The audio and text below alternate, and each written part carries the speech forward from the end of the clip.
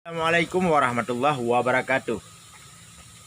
Kru semangat kepada merakan yang na dalam grup AM Sikurung Belah 76. Rakan lung batu pesan dari lun tuan nepatih terserah don.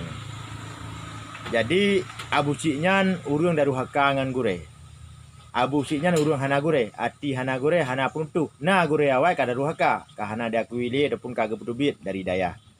Olehnya masalah agama ka jelas ji hana gure. Menyana gure cip limah baklung. Menyana gure betul-betul berarti je tak ikut ji. Lagi ji pegah. Berarti ulama salah madung ji yang betul. Je tak ikut ji. Lung akan lu ikut ji. Tapi berjelas tahu gure.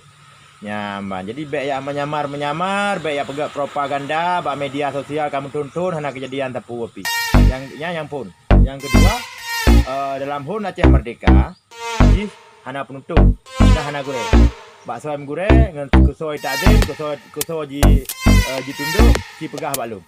Jadi Aceh Merdeka tu na penentu, na persekutuan yang keng, na pemimpin dan na urung tuha, na majlis dalam negara, dalam HUN Aceh Merdeka. Jadi musiknya pegah dan ji soyu.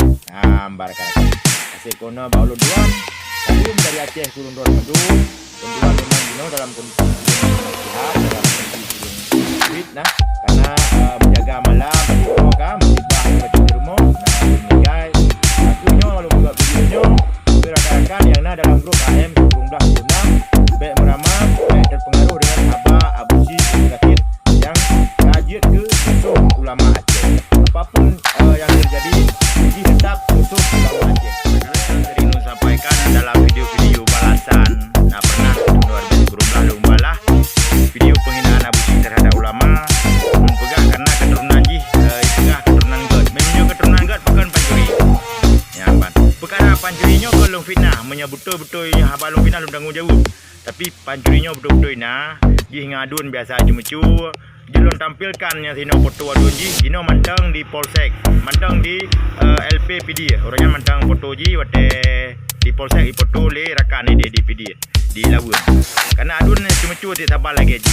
Jadi kan tak fitnah memang betul-betul penyakit di kampung, gede di kampung hingga peluang yang merantau tahun 2002 kenan Malaya. Merompoklah suaka politik ataupun pelindungan pengungsi, refugi. Dengan berkat rahmat perjuangan Aceh Merdeka yang merompoknya walaupun juga dihina agama ji. Nyolong tampilkan video-video ji